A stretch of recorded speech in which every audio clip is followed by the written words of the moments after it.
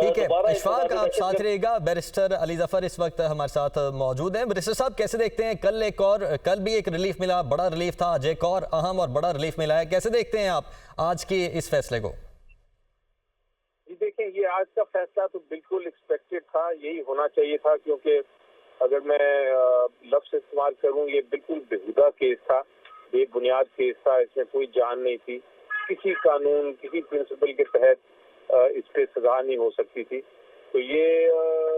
Pressure کر کے نیچے الیکشن سے پہلے جج صاحب کو پریشر کر کے سزا دلوائی گئی تھی, اور یہ صرف پریشر کرنے کے لیے بدنیتی پہ بیس پروسیکیوشن تھی. تو یہ سب معاملے کو ختم ہی ہونا تھا, اس میں کوئی کسی قسم کی گنجائش نہیں تھی کہ جج صاحب اس کو اپیل کو ایکسیپٹ نہ کرتے. ٹھیک. اچھا علی ظفر صاحب, کچھ اور چیزیں بھی آپ سے پوچھنی ہیں, باقی جو کیسز تھے ان پہ بھی سزائیں تو کالعدم ہو چکی ہیں, اس بارے میں بعد میں آؤں گا, لیکن پہلے اس کیس کے بارے میں تھوڑا سا ذرا آپ ہمیں اگر بتائیں کہ گراؤنڈز بنائی کیا گئی تھی, خاص طور پر جو خبر مانیکا ہیں, اور کن گراؤنڈز پر پھر آج سزاؤں کو کالعدم قرار دیا گیا؟ انہوں نے جو کیس بنانے کی کوشش کی تھی اور الزام جو لگایا تھا وہ یہ تھا کہ عدت کے دوران نکاح کیا گیا ہے, اور اس کے اوپر پھر انہوں نے عجیب سے انٹرویوز دیے تھے, اور ایسے انٹرویو دیے تھے جو میں ریپیٹ بھی نہیں کرنا چاہتا, اور یہی بیانات دیے تھے جا کے جج صاحب کے سامنے. ہونا تو یہ چاہیے تھا کہ جج صاحب کو جب یہ معاملہ سامنے آتا تو فوراً کہنا چاہیے تھا کہ جناب یہ میاں بیوی کا اپنا معاملہ ہے, یہ آپ اس میں کوئی سزا یا کوئی پروسیکیوشن کا ایشو تو نہیں ہے. اگر شادی کر لی انہوں نے اور وہ کہہ رہے ہیں کہ ہم نے اس کے بعد کی, تو پھر وہ ان کا بیان میاں بیوی کا گڈ انف ہوتا ہے, اس کے بعد کوئی گنجائش نہیں ہے کہ کوئی اسٹیٹ کی طرف سے آپ کو سزا دلوائی جائے. تو یہ بڑا سمپل کیس تھا, لیکن چونکہ وہ جیل ٹرائل تھا اور آپ کو یاد ہوگا اس وقت ایک پریشر تھا جج صاحبان کے سامنے کہ آپ اوپر کے آپ نے یہ سزا دینی ہی دینی ہے, تو کسی قسم کی شہادتوں کے بغیر, کسی قسم کی بحث کے بغیر جج صاحب نے سزا دے دی. یہ تو میں کافی حیران کن بات تو یہ ہے کہ اپیل میں وقت اتنا لگا, ورنہ یہ تو پہلے دن ہی جب اپیل فائل ہوئی تھی تو اس دن ہی یہ فیصلہ آ جانا چاہیے تھا جج صاحب کی طرف سے. لیکن وہ شاہ رخ احمد صاحب کے پاس جب یہ کیس تھا تو پھر ان سے آگے چلا, جب محمد افضل مجوکا صاحب کو دیا گیا تو پھر جی دیکھیں, یہ آج کا فیصلہ تو بالکل ایکسپیکٹڈ تھا, یہی ہونا چاہیے تھا, کیونکہ اگر میں لفظ استعمال کروں یہ بالکل بےہودہ کیس تھا, بے بنیاد کیس تھا, اس میں کوئی جان نہیں تھی, کسی قانون کسی پرنسپل کے تحت اس پہ سزا نہیں ہو سکتی تھی.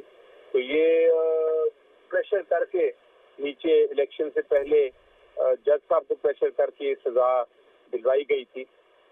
اور یہ صرف پریشر کرنے کے لیے بدنیتی پہ بیس پروسیکیوشن تھی. تو یہ سب معاملے کو ختم ہی ہونا تھا, اس میں کوئی کسی قسم کی گنجائش نہیں تھی کہ جج صاحب اس کو اپیل کو ایکسیپٹ نہ کرتے. ٹھیک. اچھا علی ظفر صاحب, کچھ اور چیزیں بھی آپ سے پوچھنی ہیں, باقی جو کیسز تھے ان پہ بھی سزائیں تو کالعدم ہو چکی ہیں, اس بارے میں بعد میں آؤں گا, لیکن پہلے اس کیس کے بارے میں تھوڑا سا ذرا آپ ہمیں اگر بتائیں کہ گراؤنڈز بنائی کیا گئی تھی, خاص طور پر جو خبر مانیکا ہیں, اور کن گراؤنڈز پر پھر آج سزاؤں کو کالعدم قرار دیا گیا؟ انہوں نے جو کیس بنانے کی کوشش کی تھی اور الزام جو لگایا تھا وہ یہ تھا کہ عدت کے دوران نکاح کیا گیا ہے, اور اس کے اوپر پھر انہوں نے عجیب سے انٹرویوز دیے تھے,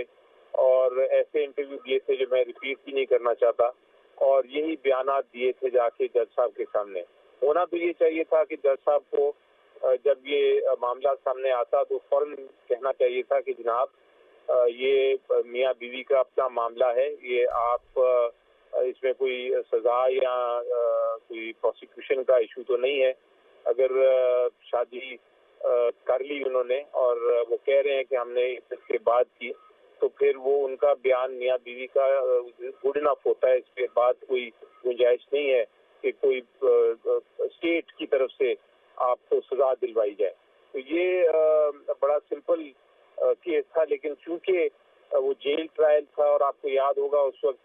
ایک پریشر تھا جج صاحبان کے سامنے کہ آپ اوپر کے آپ نے یہ سزا دینی ہی دینی ہے, تو کسی قسم کی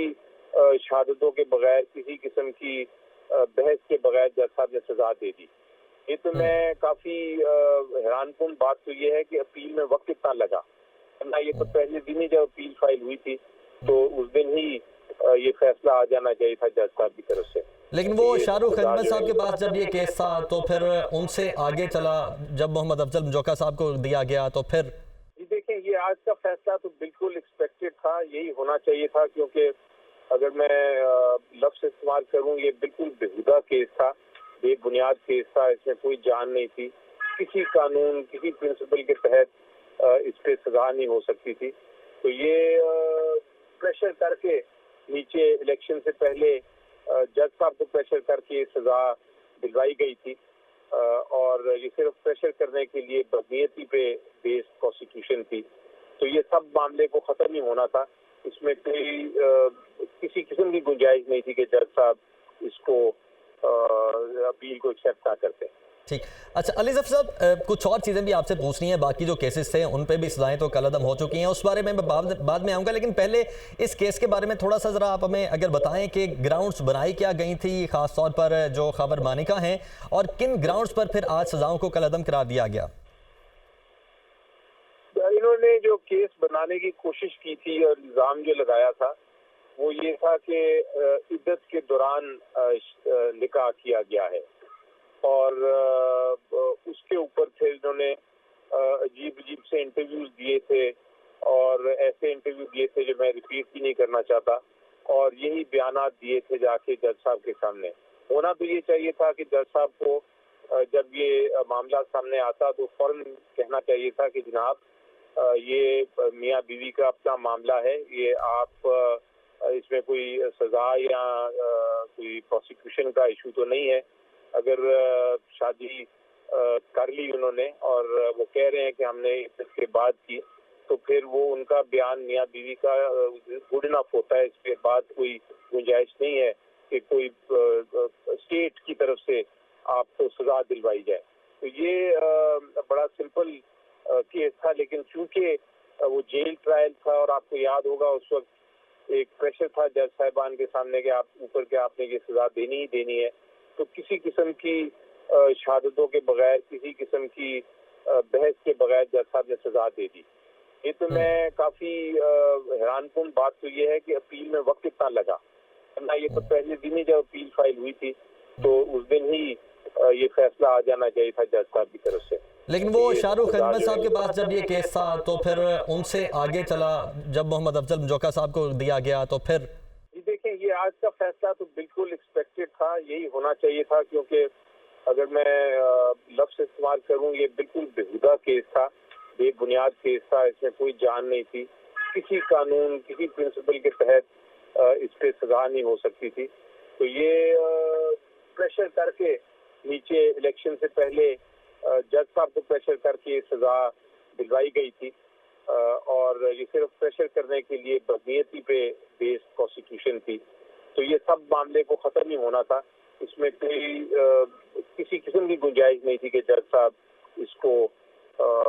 اپیل کو ایکسیپٹ نہ کرتے. ٹھیک. اچھا علی ظفر صاحب کچھ اور چیزیں بھی آپ سے پوچھنی ہیں, باقی جو کیسز تھے ان پہ بھی سزائیں تو کالعدم ہو چکی ہیں, اس بارے میں بعد میں آؤں گا, لیکن پہلے اس کیس کے بارے میں تھوڑا سا ذرا آپ ہمیں اگر بتائیں کہ گراؤنڈز بنائی کیا گئی تھی خاص طور پر جو خاور مانیکا ہیں, اور کن گراؤنڈز پر پھر آج سزاؤں کو کالعدم قرار دیا گیا.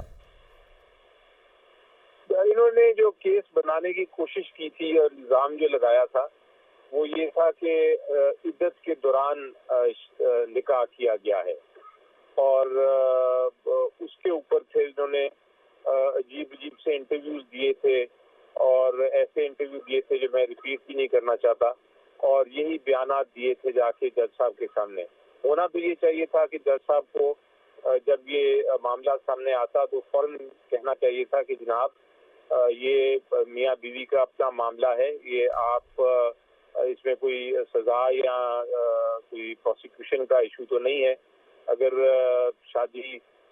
کر لی انہوں نے اور وہ کہہ رہے ہیں کہ ہم نے اس کے بعد کی, تو پھر وہ ان کا بیان میاں بیوی کا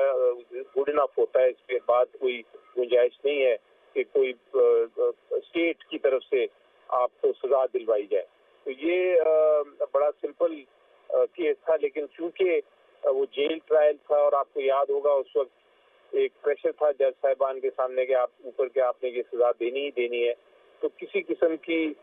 शहादतों के बगैर, किसी किस्म की बहस के बगैर जज साहब ने सजा दे दी। ये तो मैं काफी हैरानकुन बात तो ये है कि अपील में वक्त इतना लगा,